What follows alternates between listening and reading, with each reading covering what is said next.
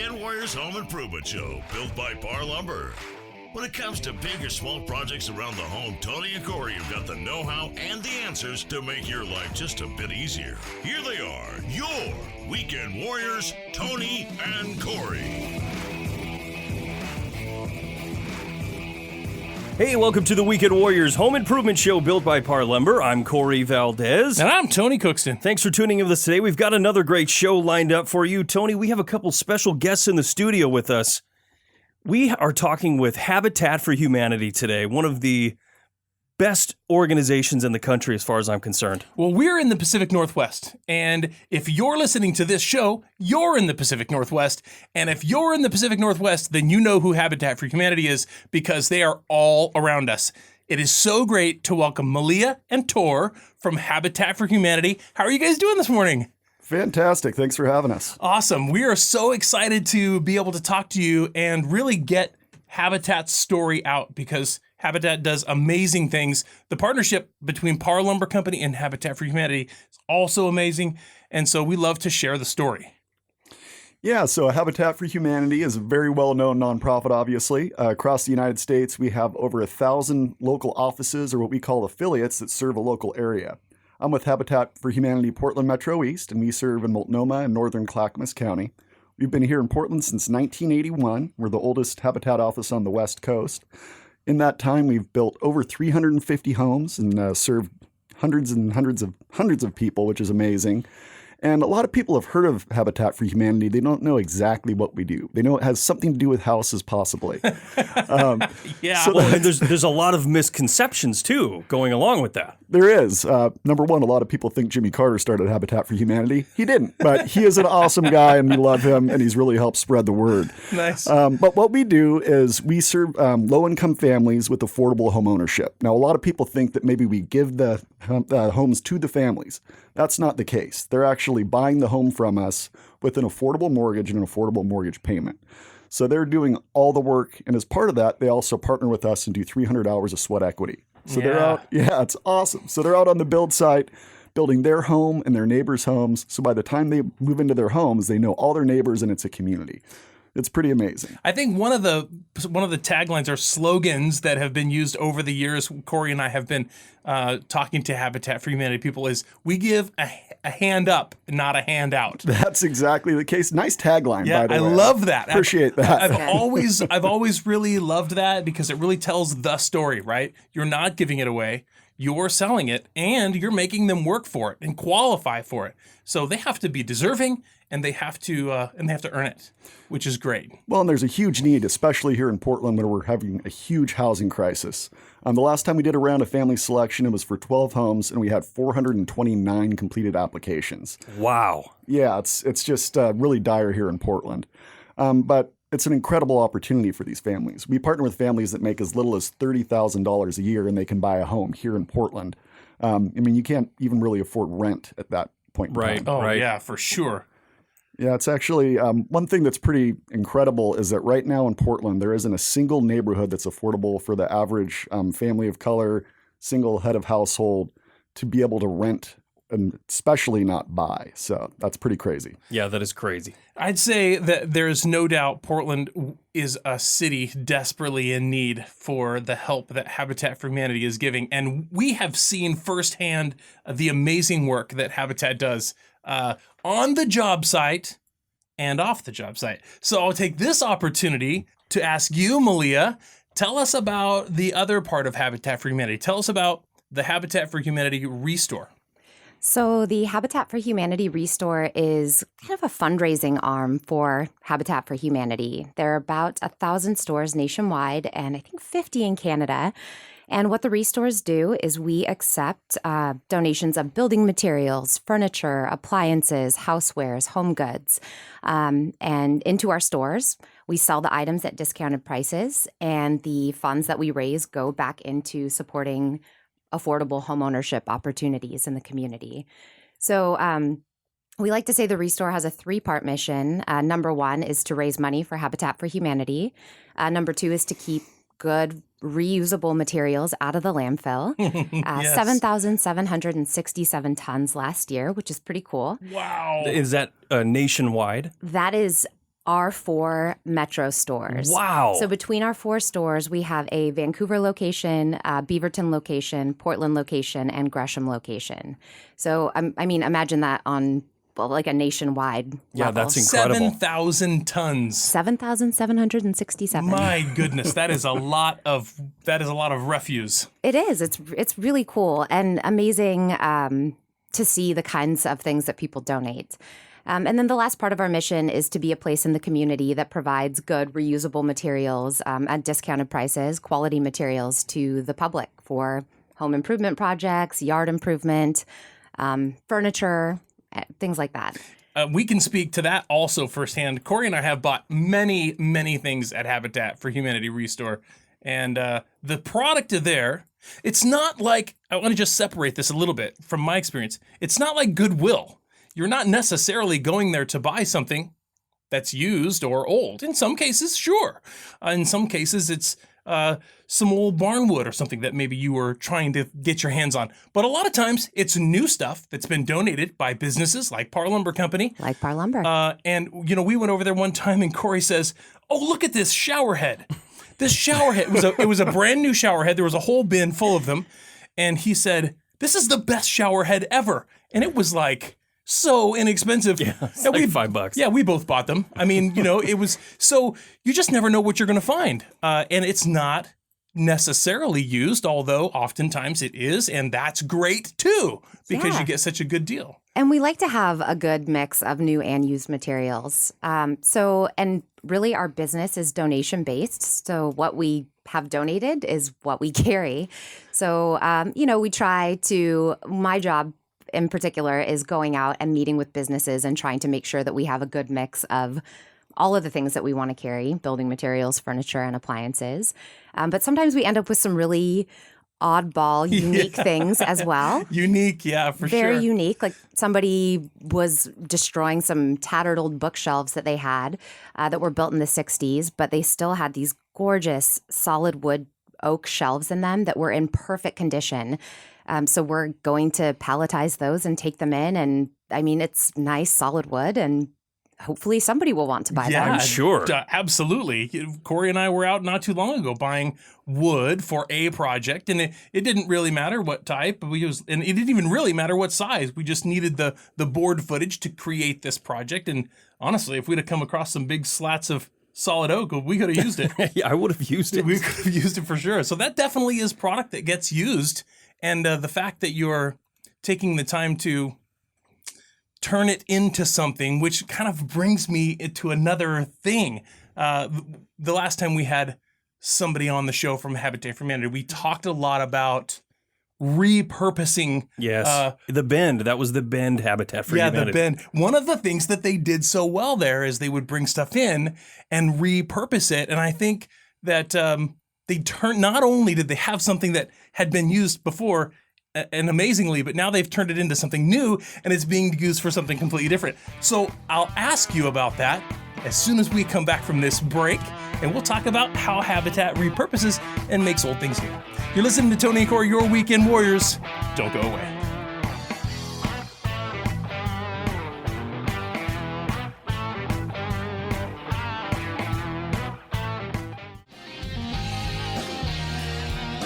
Hey, welcome back to the Weekend Warriors Home Improvement Show built by Parr Lumber. Thanks for staying with us. Today we're talking with a couple of special guests in the studio from Habitat for Humanity. We've got Tor Ostrom and Malia Tam Singh. Do you go by Malia Tam Singh or just Malia Singh? Malia Tam Singh. Oh, Malia. Yeah. I know, right? It's terrible. Malia. You got it. Sorry. I know somebody named Malia, and that's how they spell it. That's Really? okay. Yeah, interesting. I'm sorry. Don't be sorry. But Malia, so you're with the Habitat for Humanity ReStore, and Tor is with the Habitat for Humanity program. And in the first segment, we talked a little bit about what Habitat for Humanity is about and what the ReStore is about. But let's really dig in deep. What can you tell us about the Habitat for Humanity ReStore? So I can tell you that we have a few different programs, and each ReStore is independently owned or independently operated. So they're all a little bit different. Even our 4 stores who operate under one affiliate, each store has kind of a different flavor. So you guys have mentioned that you have been to one of our stores, not sure, or more, multiple? man. We've been to several. There was one year here a few years ago. We did the grand opening at the Vancouver store. Yeah, we did a bunch of openings where the new Habitat stores were opening, ReStores were opening, and we were going for the grand opening sale day and broadcasting the show live from there. Oh, that's so fun. Yeah, that's been years ago. We haven't been. You might have been there. Were you at the grand opening in Vancouver? I was, yeah. So we were there too. I miss you Maybe not the guys. same day or time, but we were. Yeah, we it were was there. multiple days, I guess. But anyway, yeah, we've done a lot of that. We've been to a lot of ReStores. As a matter of fact, before we went to the break, we were sort of recalling a conversation that we had with somebody at the Bend location that had been doing some repurposing of some items, which that store really had. Very eclectic. Yes, they were Very artistic. They were Yes. devoted to this thing that they did. They had some people there that had all this talent, and they would repurpose like a candelabra made out of a chandelier. A candelabra made out of a chandelier. It was very cool. I mean, it was one of the coolest things. So Sophie is maybe who you spoke That with? is- Their retail it's director. Sophie. Sophie is amazing. That's exactly and who we spoke to. Wow, nice. insanely creative. So yeah, we see, I mean, between our staff and volunteers and donors, we see, not donors so much, I guess, but customers, we see a lot of really cool DIY projects. It can go like, people love salvage lumber. They love it so much. And even in our stores, you'll see like a lot of our cash wraps are built out with salvage lumber. A lot of our store fixtures are made by things that people have given us. We try to get pretty creative, and we try to keep it looking clean too. You don't want things to look too cluttered. But yeah, I'm trying to think of the coolest DIY thing I've seen. This guy made a tiki bar out of things that he purchased from the store. So he started off, his base was this huge executive desk that we had donated that we were kind of like, and I should say this too, we have very limited capacity on what we can take as far as office furniture goes now. Yeah. Let that be said. We always try to repurpose, but there are some things that are just difficult for us to sell. So he purchased this huge executive L-shaped desk and used that as his base. He bought salvage lumber. He just bought all sorts of kind of random odds and ends and hardware and made it into the most amazing tiki bar set up in his backyard. He did, rolled bamboo behind it, took pictures, sent them to us. I wish I could probably pull one up. Not that that's going to help us on the radio, but to show you guys later. Yeah. Yeah. We just let the listeners listen to our reaction. Ooh. I'll find it for the next segment. Man, but it's just really fun to see customers come in. And a lot of times I would say people don't leave with necessarily what they were looking for, but they leave with something that they didn't even know that they needed. Like a shower head. Yeah, like a Right. shower head, exactly. Like a shower head, like some boards, like an end table that you didn't know you needed, a well-worn-in leather chair that is perfect for your den. You just never know what you're going to find. A solid core door blank only that's going to double as a workbench top. Yes. Yes. I mean, We've done there's so many things. The thing is you have no idea until you go and walk through and see all of the things. You'll never have any idea. One of the stores that I love, really, really love, is the one that's in Forest Grove. I don't know if you've ever been to the Forest Grove. I have. Habitat for Humanity ReStore. But it used to be a car dealership, and so the front of the store is all glass. And so when you drive by, you can see right inside there lamps and things that they have that's for sale. And it's really, it feels like it would be a big draw for people they can already see, well, I want to go see what that stuff is. Well, So and that's our pretty new great. Vancouver location, I think if you guys were at the grand opening of our Clark County store, we moved. So, man, it's been about 4 years to the Kurt Warner Chevrolet building. That's where we went That's to. where we Okay, went. That's perfect. the one. So Yeah. you know too, same thing. Yeah. Yeah. Car lot. And so So you big. can, yeah, Huge doors. Yeah. Yes. So that store has also seen a lot of change in the past year as well. We have a new manager, and she's really kind of shaken some things up, and it looks amazing in there. Oh, that's One of cool. the coolest things about the Habitat for Humanity ReStores is that you really can go every other day to see what's new. I mean, you guys put new stuff out all the time. Every minute it changes. Yeah, so you could walk in there and just find the most amazing thing. It's like treasure hunting. Yeah. You know, if you're doing a project on your house and you think of something that you might need, or you're planning a project on your house, the ReStore is a really good place to go, because you can find things that you can definitely use that might be repurposed or brand new for a really good price, and you're helping the Habitat for Humanity program. I'll tell you what, I honestly cannot remember a time that I've walked into a Habitat for Humanity store that I didn't walk out with something, because the deals are amazing and the stuff that's there is always stuff you need. It's not like you go there and say, I don't need any of that stuff. Everything that's there is something that you need, whether you need it now or tomorrow or, yesterday. Well, it's at least usable. Yeah, Simple. I'm just saying, it's that stuff. It seems like it's that stuff to me. So I got my start in a store, and I no longer work in a store. I work out of our development office. And my husband would tell you that he's so happy that I am not in a store anymore, because every day I would come home with something that he's like, we do not need this. And so it got to the point where I was hiding stuff under our guest bedroom bed. Yeah. And he found my stash. He's like, you have a problem. Made me donate it all back, and really made sure that I wasn't bringing stuff home every day. Yeah. But you can't feel bad about it. You're supporting a good cause. Absolutely. I think that the difference between need and not need is your level of creativity.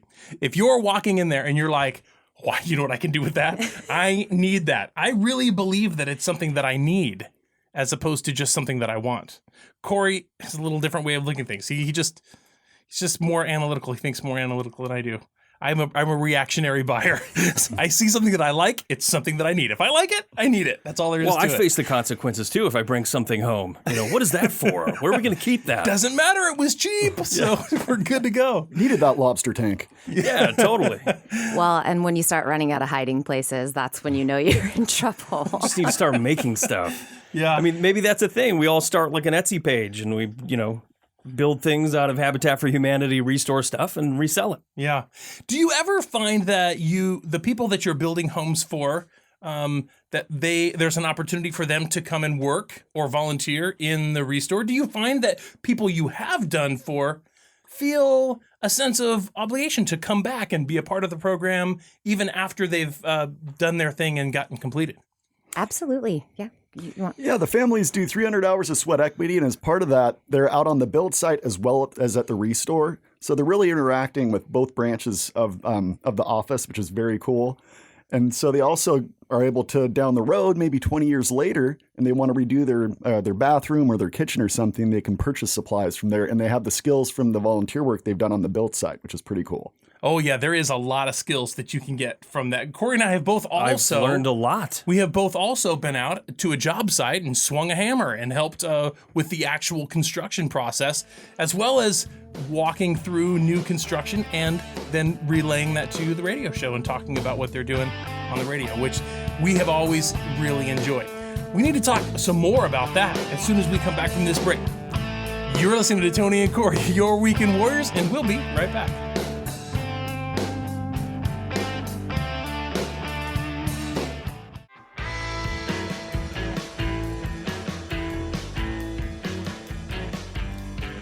Hey, welcome back to the Weekend Warriors Home Improvement Show. Thanks for staying with us. If you haven't already, go check out our Facebook, Instagram, YouTube, Pinterest. We're all over, and we're at WW Home Show. We're also recording the show right now. It's going to air on YouTube on our video podcast.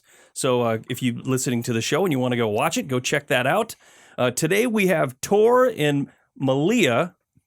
Good job. From the Habitat for Humanity ReStore and the construction division. Tor, before the break, we were talking about the ReStore and some of the materials that you guys bring in. I guess I had a question about that. Where do you guys get a majority of your things? Is it people driving up? Are they recycling things and they think that it could be potentially, used at the ReStore? Where do you get your materials? That is a great question. We get our materials a few different ways. One of the ways, like you were saying, is to drop them off at the store. So all 4 of our Metro stores accept drop-off 7 days a week from 10 a.m. to 6 p.m. You can just drive right up. Staff will come out and give you a hand. They will inspect the donation, so everything is taken at the staff's discretion. We do have a set of guidelines on our website that people can check out. They can call in as well to see, hey, do you think that you might be able to accept this before you drive all the way out? But yeah, we unload it out of your vehicle, put it onto a cart, roll it into the store. For items that are too large to fit into your personal vehicle, or maybe, you have a whole entire garage full, which that is something that happens. Unfortunately, sometimes somebody passes away or they're downsizing or moving, and they just don't want to take that garage full of tools with them or that shed full of lumber, which is great. They can give our donation hotline a call and set up a pickup. So we do have box trucks that go out 7 days a week. The pickup service is $20 for residential pickups, but we also have a free business pickup service as well. So, and the one other way that we get materials is through our Deconstruction Services program, our salvage services. It's amazing. They are licensed and bonded. You give them a call, they'll come do a walkthrough, and we typically do smaller kitchen and bathrooms. We can also do full house skims where we come through and cut out the doors and windows and trim stuff that's still in good condition. We take out a lot of cabinets and again, work with contractors and individuals. So there is a fee, small fee for our guys to come out, remove the items, take them to the store for resale, and then you have a clean slate to start over with for your contractor or your remodeler to come in and do the work for you. What an absolutely amazing idea. Yeah. I mean, I'm thinking right now back to my kitchen remodel that I did. And on my kitchen remodel, I had to tear all that stuff out myself. Yeah. And those cabinets weren't that old. No, they were very usable, reusable, I would say. Yeah, I put some of them up in my garage actually, but a lot of that stuff, the countertop and the cabinets and the appliances, man, I didn't even think about that. What a great thing. You could have just called them up. They could have come out and, deconstructed my kitchen and hauled that stuff off and sold it to somebody. And then my space would have been ready already. Is there a fee for the deconstruction service? There is a fee for the deconstruction service, and it depends on the scope of the job. So really, it starts at about $400, but that can also, if it's a really tiny job or I don't know, I can't speak to his fee too much. He would need to come out and do a walkthrough to really assess. Sure, absolutely. I wouldn't expect anything less than that. You bet. You have to know what you're getting into. Corey and I understand that as well as anybody. When every job's not created equal. Right. You need to know what you're getting into. You need to get eyes on it. Go out there and take a look at it and see what the situation is. But I will tell you, they are super professional. They leave things just beautifully clean. They're careful. They're not going to come through with a dolly and ding up your walls. They do a great job. Yeah, that's very cool. I would never have guessed that Habitat for Humanity ReStore had the ability to go out and pick up something like that, or even take something apart and bring it back. That's awesome. Well, if you think about waste in general and all that material ending up in the landfill, for instance, you said 7,000 tons. 7,700. 767. And 67. So I did the math on that. That's about 350 semi-truckloads of material. To put that into perspective, that's a lot of material. That is a lot of material. And I know for a fact I've done projects and I've gotten a dumpster.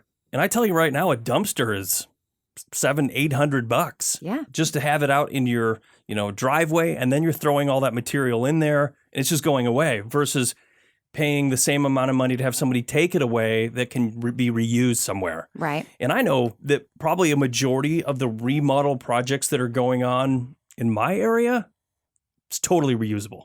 Yeah. It's just dated. Oh yeah, absolutely. I agree with that completely. There's so much, well, you know what they say, right? One man's garbage is another man's treasure, right? Well, it could not possibly be more true because of the difference between the people that are buying really expensive things way up here and the people that are using less expensive things down here, right? It's a broad scale. Yeah. And so if people up here are like, yeah, that's not how I've had that installed for 2 years already, I'm getting rid of that, and that's exactly what we're talking about. You made mention of business. Now, what do you mean by that? If there's a business out there that's donating materials? Oh, yeah. Yeah, lots of business partners, lots of great business partners. So, for example, we have a company whose name I did not clear before coming on here, so I won't say what their name is. But every Wednesday, they give us about 10,000 linear feet of trim and molding. Wow. It's brand new. It's just stuff that's maybe been returned or has some slight damage to it or is just misordered. So we pick up a skid of new trim every Wednesday, which is amazing. And we also get businesses who are closing down their office, and maybe they have some household type furniture that we can come get or some appliances. I think we can say that Rejuvenation is one of our greatest business partners. Since they announced a national partnership with the ReStores. Awesome. And a couple times a year, they give us about 15 to 20 pallets of furniture, hardware, really high-end, really nice stuff that's left over from a sample sale, or again, it's just overstock stuff that they're not moving. So, we take all donations, big and small, so it doesn't necessarily have to be something that large, but those are some of our great business donors. What kind of skills do you require from the people who want to come and volunteer at the ReStore? What kind of skills are required for an entry-level position, or are there opportunities for people to volunteer work that have more skills? Absolutely. You show up with a good attitude and the ability to pass a background check. Requirement number 1 and 2. Okay, While good. working with the public. Oh my gosh, we have so many volunteer opportunities and really rely on volunteer help. There's some of our, they're an appendage of our staff, really. So we have cashiering opportunities to help receive donations, customer service, having somebody greet and help people find stuff, and just engaging with customers and kind of helping them around the store, but also maybe giving them ideas. Oh yeah, things that they can build, and it's a 4-hour time commitment is the minimum time Time commitment. No, I think we understand what you're saying. Yeah. Minimum amount of time that you can donate is 4 hours. Yeah, well, you don't want somebody popping in for 30 minutes and be like, all right, I'm out. Yeah. You want to have a minimum amount of time so that they can become familiar, get some quality work done. Right. And I totally understand that. And we have people that work for Parr that we rely on, all of our people that work for Parr, that we rely on to have some experience in our industry so that when customers come in, they can ask them questions. How does this work? Right. Where would I find something that I could do this with? Or, what is like this, but does a different job, or, whatever. And so that kind of experience somebody is coming important. in and talking about maybe a project that they're working on. I'm doing a bathroom remodel, and have a person be able to take them to, plumbing or furniture that related to a bathroom. And help them understand maybe how it works even. Yeah. Oh, and that's so helpful when we get those volunteers in as well. All right, we got to take another quick break. We'll be right back. Don't go away. You're listening to Tony Core, your Weekend Warriors. Hang in there.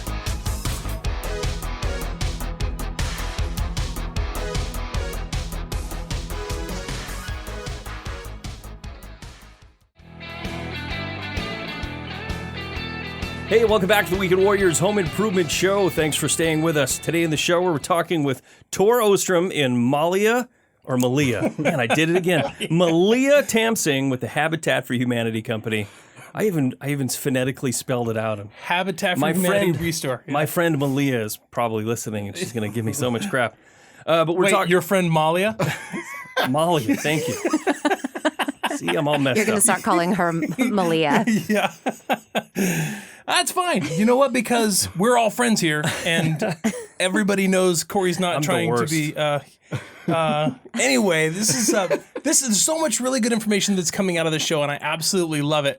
I want to just take a real quick second and talk to Tor about the same thing I kind of was asking Malia about. What kind of experience or I don't know, skills does somebody need to have to come out and volunteer on the job site? I mean, that can be, it's seemingly a safety hazard, not a hazard, a safety concern, right? Yeah, well, thankfully, we have an impeccable safety record. Our volunteers don't need to have any experience whatsoever. We do task-specific instruction every day, and we find something for people of all different abilities. A great example is we had a volunteer a few years back that turned 100 years old and celebrated on the build site with us. Wow. Yeah, it was pretty incredible. That is Waldo. incredible. Waldo, he was the best. He was. But yeah, we have people of all different experience that are out there. I mean, we have people that are retired contractors that have a very high skill set. And then we have volunteers as young as 16 that come out, and you have to show them which end of a hammer to pick up. Yeah. So nice. we really are just looking for people to come out with a positive attitude, closed-toed shoes, and just willing to take direction. Last year, we had over 3,000 volunteer shifts that were filled, so the community really rises up to support us, which is fantastic. That is amazing. What about tools?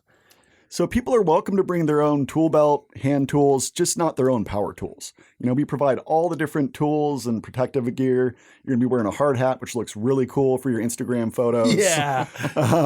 You can pose with the power tools that we provide. So you always learn something new. That's one of the things I really like about it. I've been with Habitat for 8 years. I worked construction in college, but I didn't learn how to put end caps on the rotary girders or whatever we're doing that day. So you're going to find something really cool. You're going to pick up some practical skills that you can take home and remodel your kitchen or build a shed studio. Yeah. And you're going to know, most importantly, in your heart, that the time that you spent was rewarding because you're helping people who can't help themselves. And that's really what it's all about, right? There's so much positive that comes from donating your time and your effort and your money, if that were the case. But there's so much reward that comes from that. I feel like in my life, over the years, it's been so hard for me to come to terms with that. You know, you go to the coffee shop and you pay for a coffee, right? And there's a tip jar right there. And you think, I'm going to donate $1 to the tip jar, but you wait for them to look out the window so that they're looking at you when you put it in. Doing that for the wrong reason. You know what I'm saying?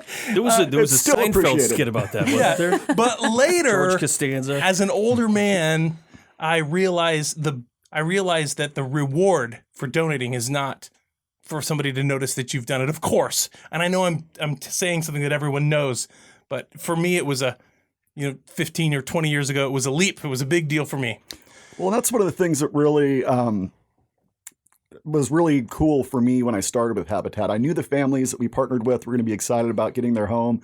They might be the first person in their family to have that. But when I started getting to know some of the families, the biggest piece of feedback I got was that when they go out on the build site and there's all these volunteers from the community helping build their home, they feel so supported. And some of these people are coming from, a difficult situation, and to have that support means the world to them. Yeah. In one of the things that Tony and I have both been to are I don't know what you'd call it. Forecast breakfast or something well, like that too, that. but no, I was talking about the dedication ceremony where they hand over the keys to the new homeowners and you get to meet them and listen to their stories. Do they do that for every home?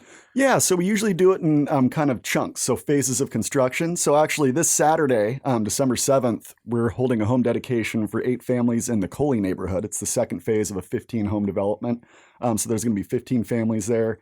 And it's just a real special opportunity. I mean, the families are so excited, but I think all the volunteers and the Habitat staff are every bit as excited for them because we've been on this journey with them for, 10 months or a year. It's really incredible. And, the kids all know each other because they've done potlucks and gone to classes together and built together. So they're running around in a pack and raising hell. It's awesome. Yeah.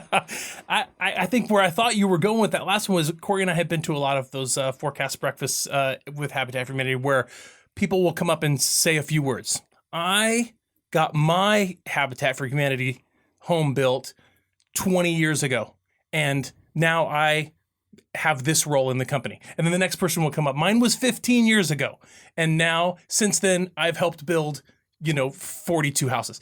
Mine was 5 years ago. And I just love that you just see them coming from, a line of people that are not only have they been able to benefit from the program, but then turned around and dedicated their lives to do the same thing for somebody else, which is the way, that's what America's built on, right? Yeah.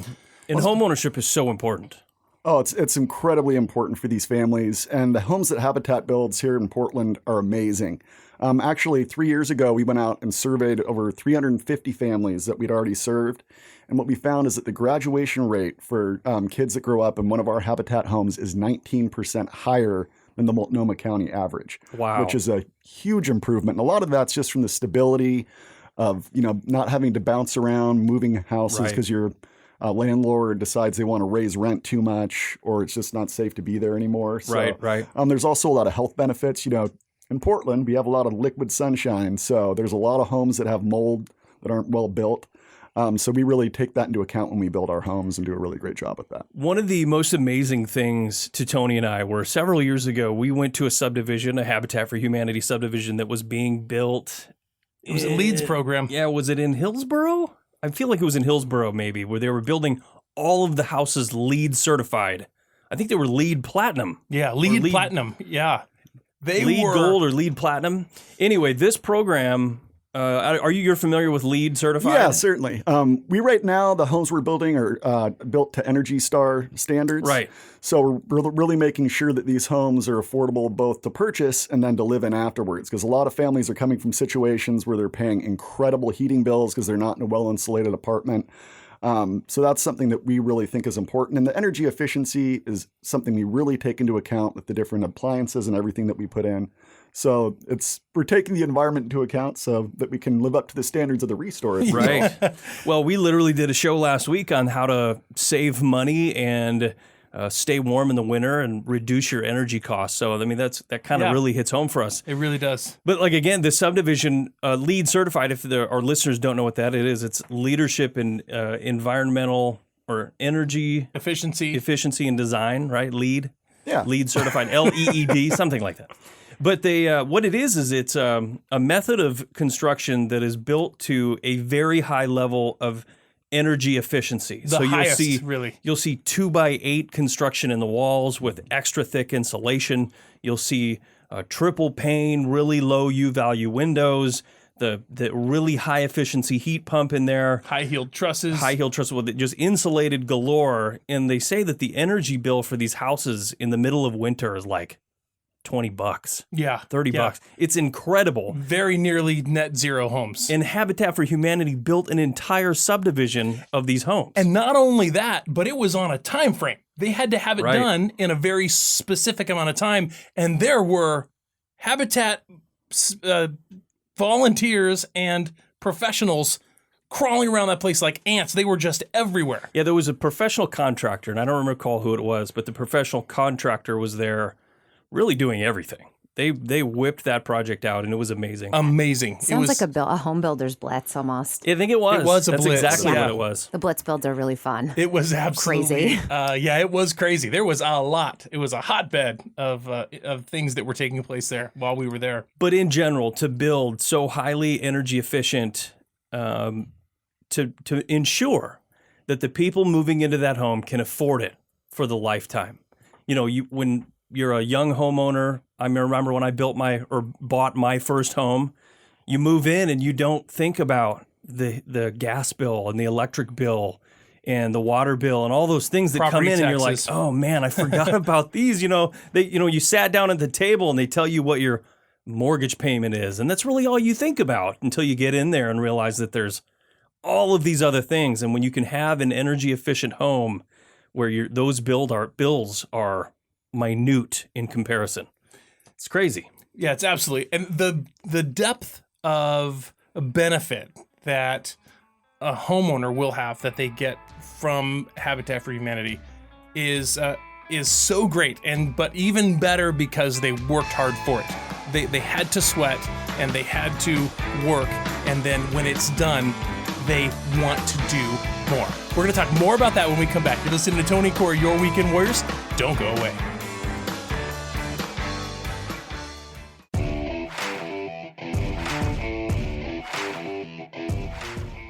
Listening to the Weekend Warriors Home Improvement Show, built by Parr Lumber.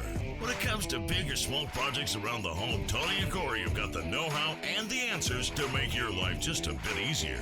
Now, here's Tony and Corey.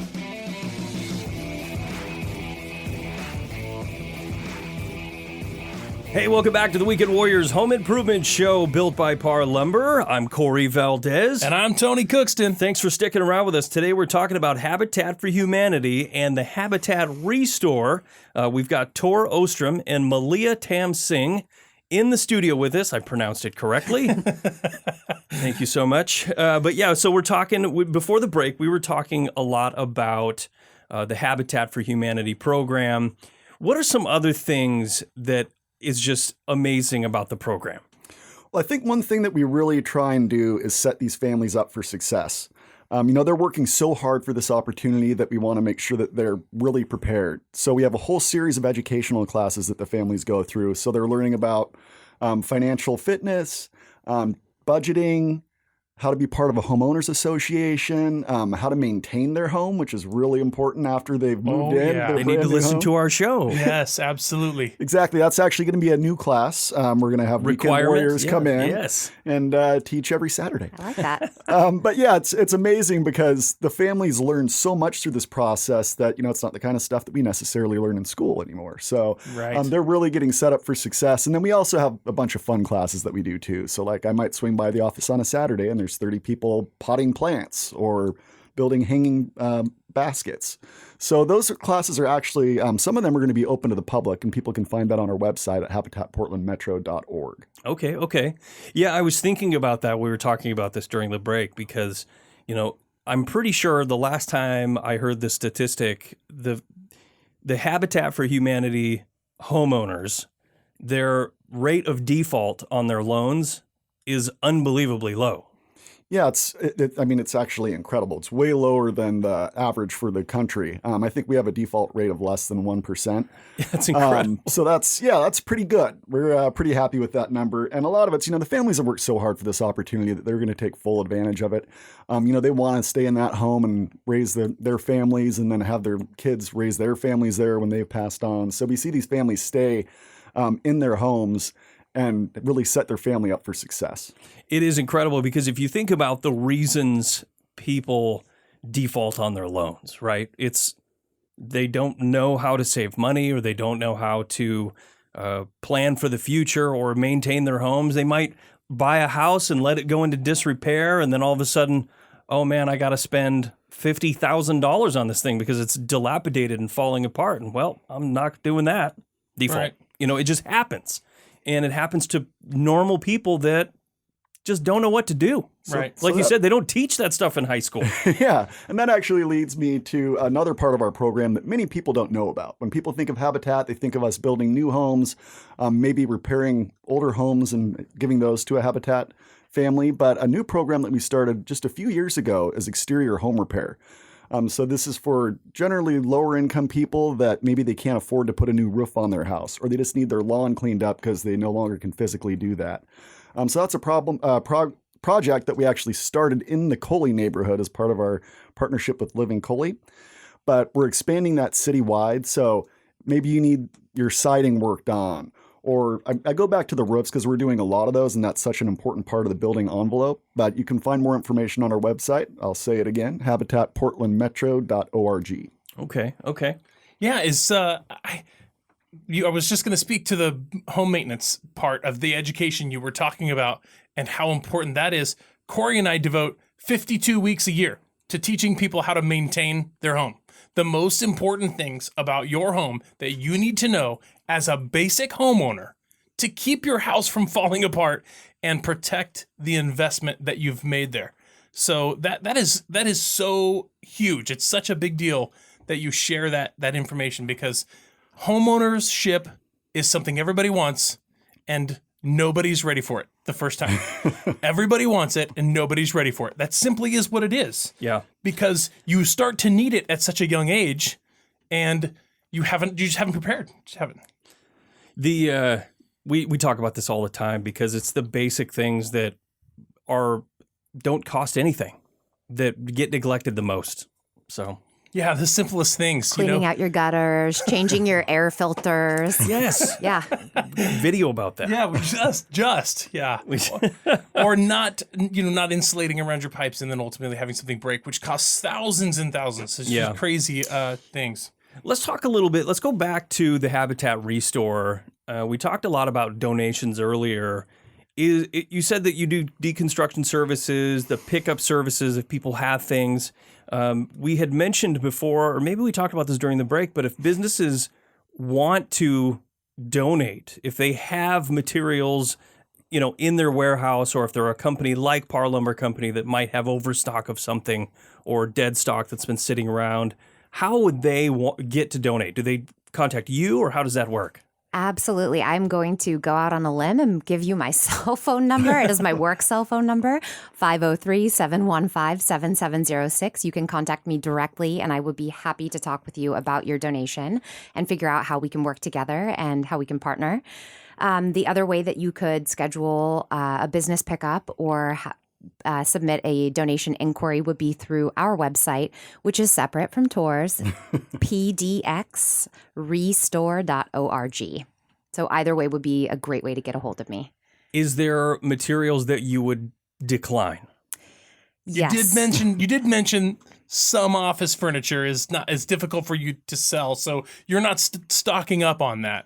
Right. So, really oversized furniture. Unfortunately, we've recently had to stop taking in Oak entertainment centers because there's a million of them. There's a million of them. And it's sad. Even when things are in great condition, sometimes we do have to decline them because if we can't sell them, then ultimately we have to pay to dispose of them. Right. So, things we mostly take things in that are in good cosmetic and structural condition. There's a pretty comprehensive list of our guidelines through our website, pdxrestore.org. But then there are definitely some things that, used mattresses and box springs, people just don't buy them.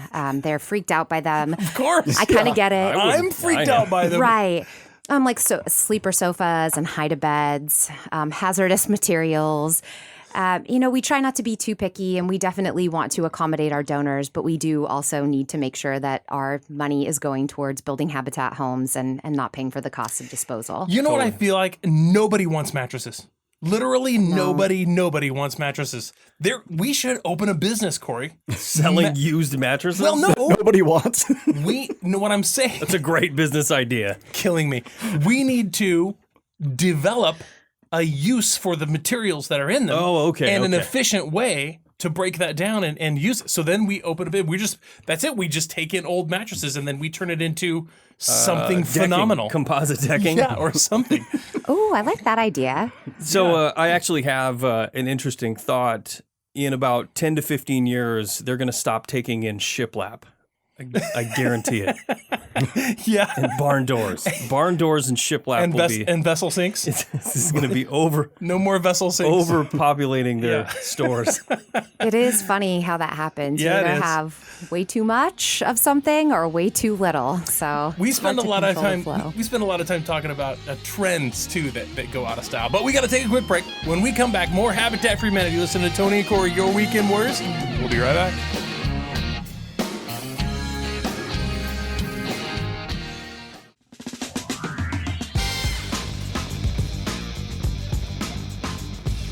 Hey, welcome back to the Weekend Warriors Home Improvement Show. Thanks for staying with us. Today we're talking with Tor Ostrom and Malia Tamsing from the Habitat for Humanity Company. It's not really a company, right? It's more of an organization. Yeah, nonprofit. So we're learning a lot about that. If you haven't already, go check out our social media. We're on Instagram, Facebook, YouTube. We're at WW Home Show. You can go to parr.com, PARR.com. Click on the Weekend Warriors link. Tony and I's information is on there. You can also listen to our podcasts on, we're on Apple Podcasts now, iHeartRadio, and Spotify. So you can go search the Weekend Warriors Home Improvement Show, and we come right up. That's essentially like saying it's available everywhere. It's available everywhere. Everywhere. If you want to listen to this show every single week, we would love that. Yeah, we would absolutely love that. Podcast, baby. Podcasts. Do you know anything about podcasts? Do you guys listen to podcasts? Only Weekend Warriors. Oh, yeah. Only Weekend Warriors. Only. I listen to podcasts all day, every day. Did you listen to our show 2 weeks ago? What was it about? Tell me. Motorization. I'm kidding. It's pretty close. Yeah. Changing your air filter. Yeah. Again, absolutely spot on. So close. I believe that you guys really did listen. But podcasts are huge. We had no idea. We've been doing this show for going on 9 years, and we never really focused on the podcast aspect of things until this year. And then we go and look at the analytics, and they're so big. People listen to our show, and I thought it was just Tony's mom. Yeah, we did, honestly, until we went to the analytics, and there's thousands and thousands of listens, and we were like, what? Yeah, it's crazy. It's crazy. We really realize now people will listen to anything. To anything. In our YouTube, people will watch anything because we're getting some pretty good views on that. Yeah, so absolutely.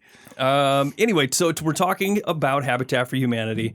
You know, one of the things that we were talking about during the break was the Hope Builder Breakfast. What is that? It is only the best event in town ever. Is it the best breakfast? Yeah, so there's a number of different ways that people support Habitat. Obviously, we've talked about volunteering, which is a hugely important part of our program. But, it turns out that it's actually really expensive to build homes. You have to buy all the supplies and everything. So, and land alone. Yeah, exactly, which is not cheap in Portland. Right. So we have two signature events that we do every year. The Hope Builder Breakfast, which is coming up April 29th at the Oregon Convention Center. Mm-hmm. Sponsorships for that are available now. Parr Lumber is the sponsor.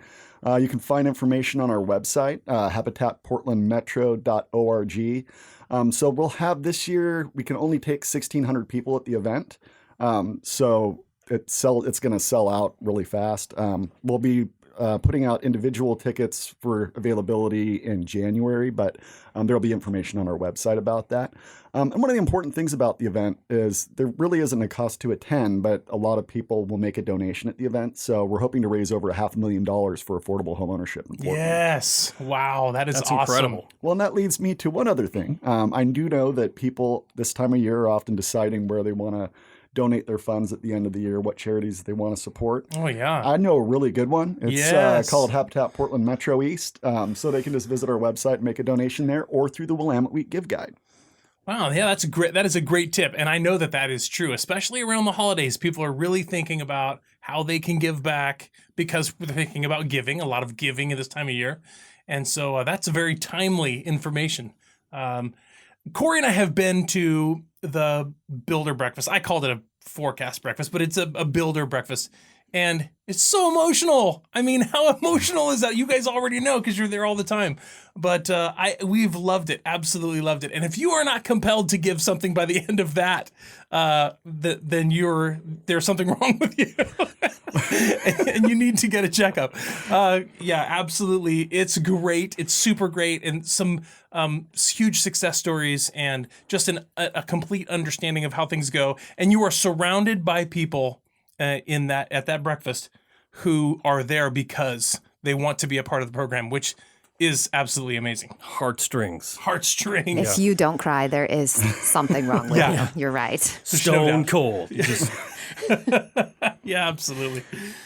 Tell us about, I heard in some conversation during the break between the two of you, something about Global Village. And when you said Global Village, I saw an aura, like your eyes lit up, and so there must be something really amazing going on surrounding that name. Tell us about Global Village. So Global Village, I'm actually getting ready to co-lead a trip to Ethiopia next month, in exactly 1 month from now, which is kind of crazy. Wow. Yeah, so Habitat builds internationally, and one of the affiliates, one of our sister affiliates or tithe affiliates is in Ethiopia.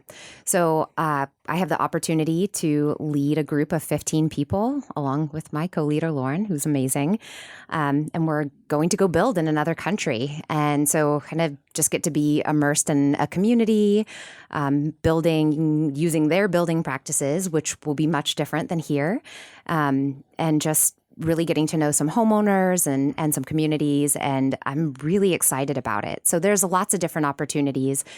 We have a closed group, so it wasn't open for other people to sign up. We kind of hand-selected our group, but you can go to habitatforhumanity.org. Habitat.org? Habitat.org. Habitat.org and see other Global Village opportunities. They're all over the place. We also tithe to El Salvador. So I've taken a couple trips down there, but this is my first time leading, and it's going to be a blast. Wow. I don't even know how you're wrapping your head around going to Ethiopia. That sounds like an unbelievable opportunity. I I can't believe it's a month away, and I'm kind of freaking out a little bit in a good way. It really is interesting how different construction is from continent to continent, even from state to state in the United States. Being here in the Portland metro area, we have a lot of, earthquakes, seismic things that we deal with. So the construction side, a lot of engineering and steel goes into residential construction versus somewhere like probably Ethiopia where it's completely different. The climate's different. So I would love to learn that aspect. I had the opportunity to go on a global village trip to the Dominican Republic, where there's an incredibly high need for homes. But the style of construction was very cool. That's obviously a seismic area. They have a lot of earthquakes. And so another nonprofit allowed them to use their proprietary system where essentially what you do is you make squares of concrete and then you slot them into these standing steel columns. And so what happens is when there's an earthquake, the concrete panels just slide up and down and the home doesn't come down. And then you just go back, respackle it, throw some more paint on, and your home's good as new. Wow. That's incredible. That is incredible. Have you seen the 3D printed houses? I have. That's so cool. I know. I don't know if it's going to be viable ever in the future, but I mean, it's really, they're building these houses out of concrete and rebar and steel, but it's all just 3D printed. It's crazy. Just a giant machine spitting concrete out. It lays it out on a. Have you seen a video of that happening? Yeah, it's really cool. A very cool thing. It's a huge emphasis on affordable housing. I mean, that's really what it's about these days. This whole program with Habitat for Humanity is creating affordable housing, and that's resonating huge in our market. And there's a lot of things at Parr Lumber Company that we're trying to do and innovate to make affordable housing. Yeah, when you see the video, it kind of looks like it's going to be a Flintstone house or something, right? But it really dirt floors. Yeah. But in the end, it ends up being exactly like a normal home, just built with so much less money in so much less time. With so much less resources. It looks a heck of a lot easier. I'll say that much. I'm going to have to look into getting one of those machines. Not for work, for personal use. We were talking about how expensive materials and those things are, and we were talking about how expensive land is becoming and in how much short supply, and especially in certain areas like the Portland area. Do you find it difficult to find land in the Portland area? So yeah, it really is incredibly expensive in Portland. And what I think I'll probably do is tell you a little bit more about that in the next segment, which will be coming up soon. Oh, it sounds like you got a lot to say about that. I mean, I knew it was one of those things that would probably have a lot that had to be said about it. Who knew dirt was so expensive? Or so hard to get. We're going to take a quick break. When we come back, more with Habitat for Humanity. You're listening to Tony and Corey, Your Weekend Warriors. We'll be right back.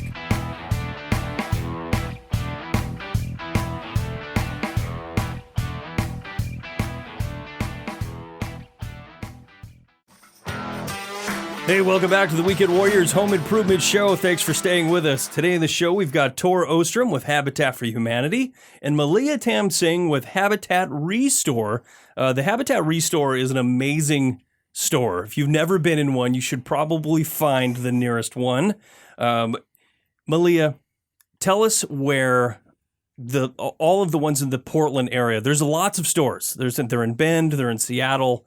They're all over the place, but you handle 4 of them, and they're all in the Portland metro area? They are all in the metro area. So our Portland store is in the Mall 205 area. Our Clark County store is in the old Kurt Warner Chevrolet building right off of 205. Our Beaverton location is right off of Milliken Way at Milliken and Hawken.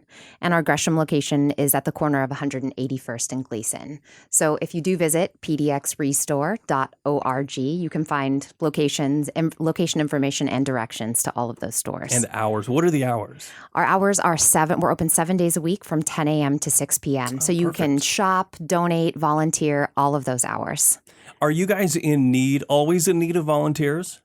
Always. We can always use volunteer help. Again, several different ways. And one that I didn't mention in the previous segment was we need driver's assistance. So, we have drivers going out, trucks going out 7 days a week, and having a second person on the truck can really help us get more, as well as make it a safer experience. And it's fun to have a ride-along buddy. It's like you're on a little mini road trip every day. And that's for the pickups. What about the deconstruction? You guys do deconstruction of projects. If you have like an old kitchen or an old bathroom, you guys will come in, you pay them some money, you charge a fee, and then you come in and deconstruct all that stuff. Can you donate your time and help with that, or is that only for the licensed guys? You can absolutely donate your time. The projects are always run by our licensed and bonded contractors, but we definitely need volunteer help. And again, to reassure those customers whose homes we are going into, those would be volunteers that are background checked as well. Sure. Yeah. But they are licensed and bonded, so you don't have to worry about, somebody slipping and falling in your property and them suing the pants off of you. Yeah. Exactly. Which is, we talk about that on their show all the time, because people will go on to Craigslist and hire a general contractor. They come into their house, they do half the work, and they say, all right, I'm out, see ya. And then they have no recourse because they are not licensed, they are not bonded. That is so important. So important. Not to mention licensed and bonded oftentimes results in insured. Yes. And if somebody is on your property, falls down and hurts themselves, and they're not licensed, bonded, and insured, You could be on the hook. it's going to end up costing you. Yeah. So those are points that we make very regularly. So I love that you guys are prepared for that. Corey and I would probably volunteer at Habitat for Humanity more, but we can't pass the You background can't pass check. it back. Nobody's going to let you into their home. Maybe clean up your record a little bit and then come out and see us. It's what we want to do. It really is what we want to do. So let's talk about the Habitat business model a little bit. Let's start from the beginning to the end. Requirements, applying. If one of our listeners out there is thinking to themselves, I would really love to get into this program, let's go through the whole process. Yeah, certainly. So there is an application process. In order to qualify for our program, you can make as little as $30,000 a year or up to 60% of median family income.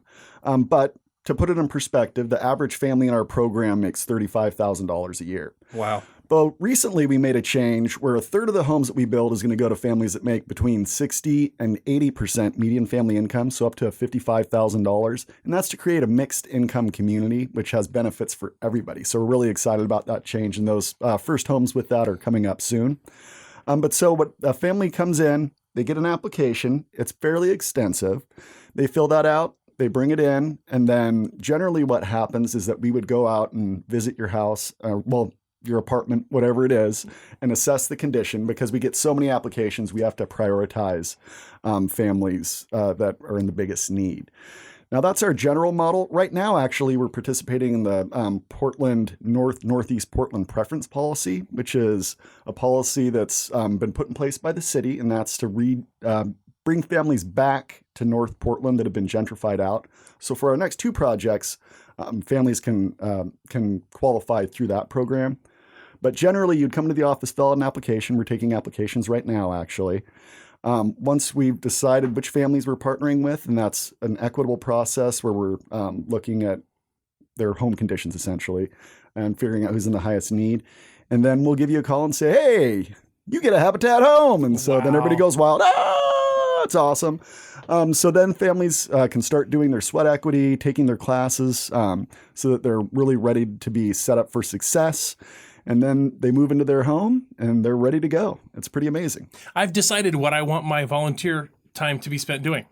I want to volunteer the maximum amount of time, and I want to only be the guy who calls people and tells them that they're getting a house. I'll pass That that would be information You get a along. house, and you get a house, and you get a house. Like Publishers Clearinghouse, you show up with a giant check. Yeah. Just No, hand it over. Tor's the guy with the giant I checks. have a lot of those in my office. That's awesome. Yeah, that gets to be my job, and you can have all of my time. That's I can imagine that being literally the most rewarding thing anybody could ever do. So amazing to be able to tell somebody that they're going to get a house. That's phenomenal. I just love that. I love it.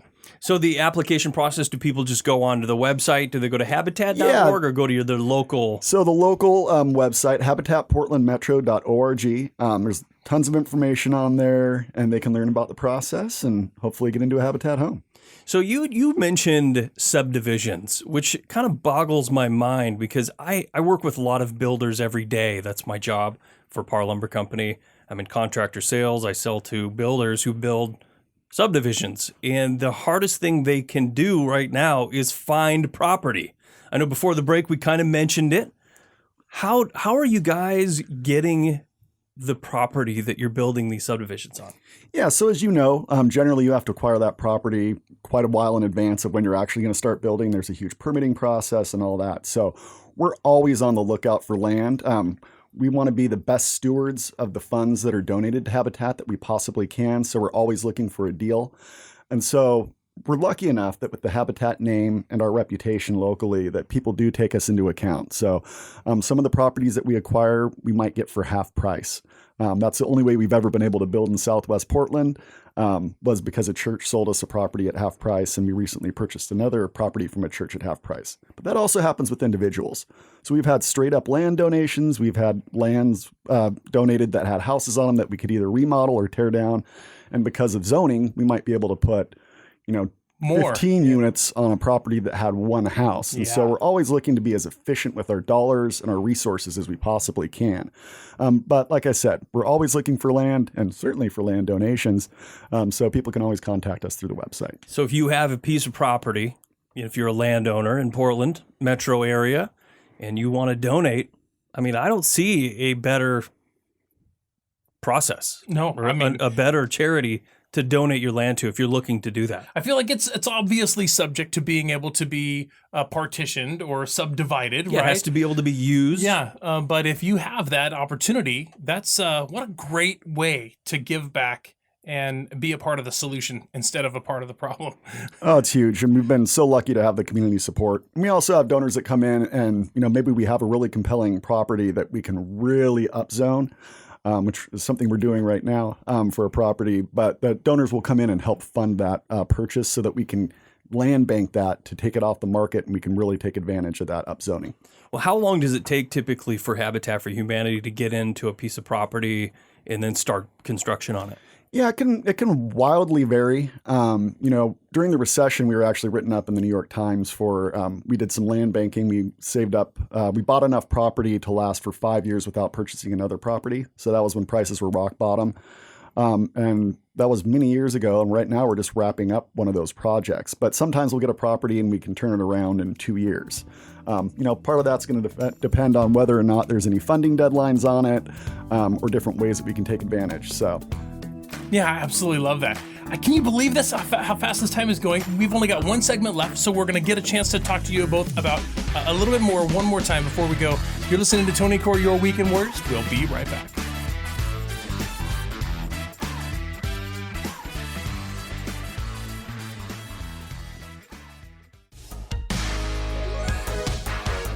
Hey, welcome back to the Weekend Warriors Home Improvement Show. Thanks for staying with us. We're talking about Habitat for Humanity today. We've got Tor Ostrom with the Habitat for Humanity construction side of the business and Malia Tam Singh with the Habitat for Humanity ReStore.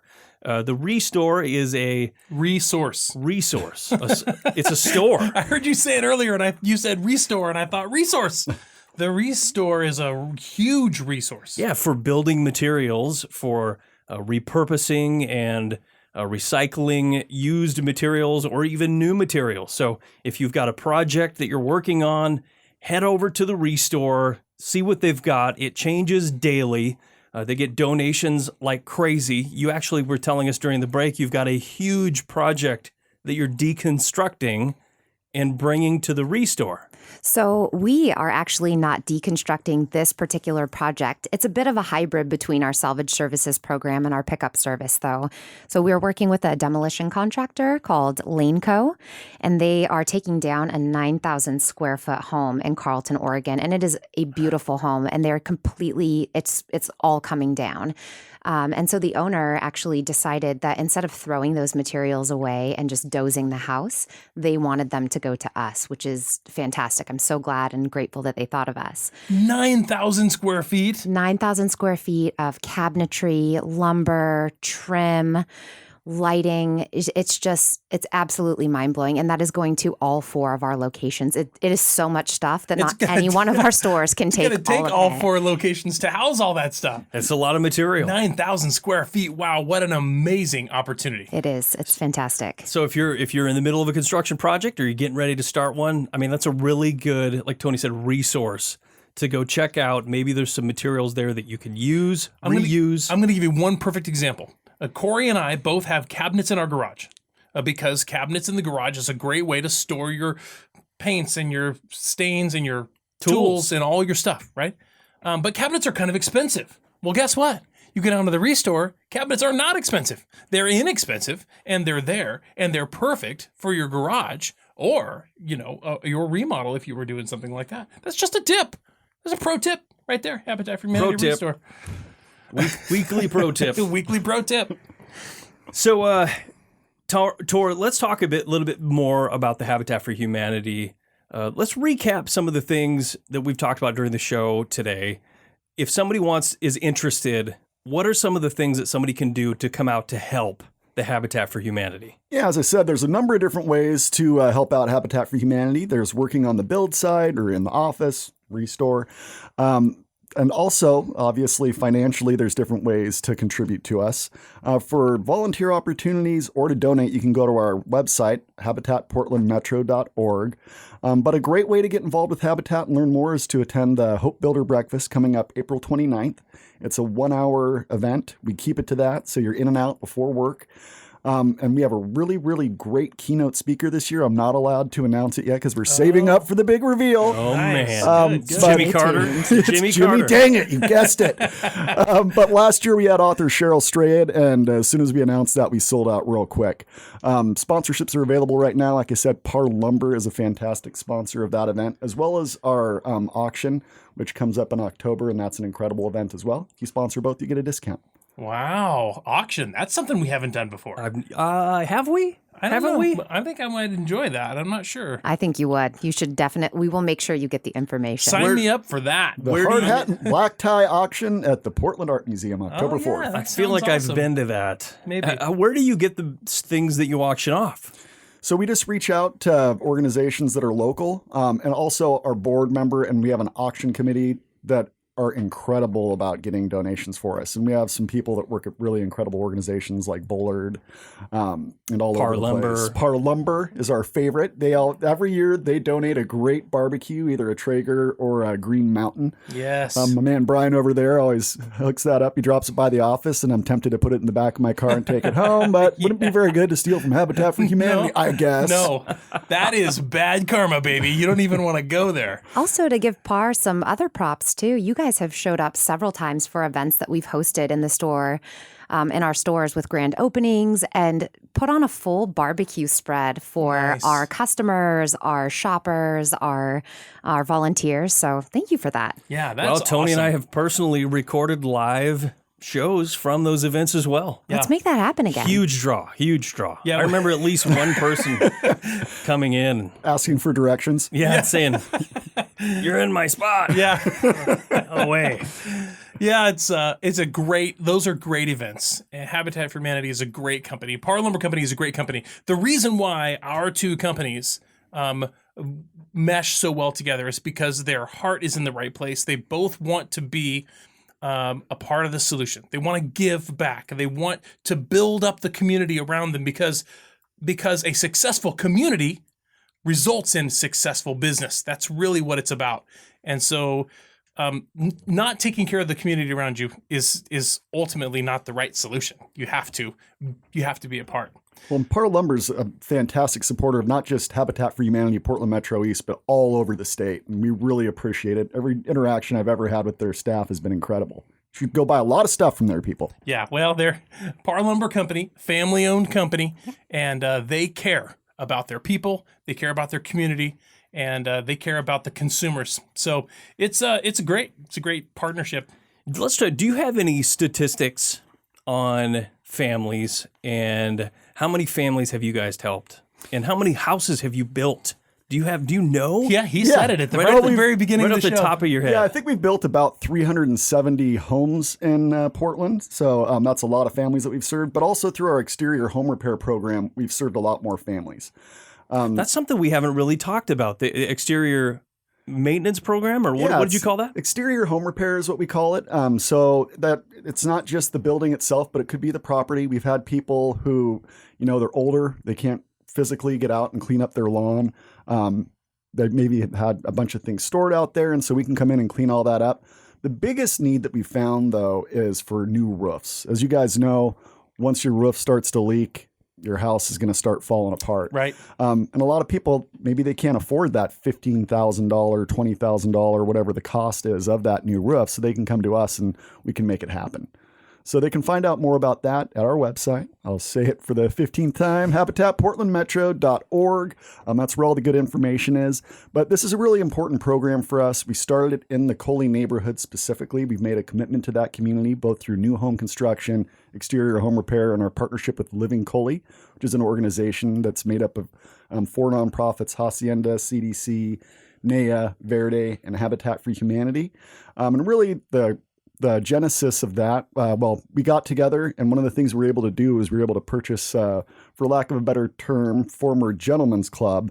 And now we bought that, and now through another partnership, that's going to be turned into affordable rentals and affordable homeownership units coming Wow. up. And that was in the Coley neighborhood. It was called the Sugar Shack, and now it's going to be called something far better. Wow, all right. Yeah, that is a really cool program. How does somebody get? You can obviously volunteer for that, I imagine. We do have some volunteer opportunities for that, and I can coordinate all that. People can reach me on my email at tor, at habitatportlandmetro.org for information on any of the things that we've discussed today. Totally. And when people want to volunteer at a ReStore, one of your ReStores, how do they get started? They go to your website probably, or? Yes, they can go to our website, pdxrestore.org. Just visit our volunteer page.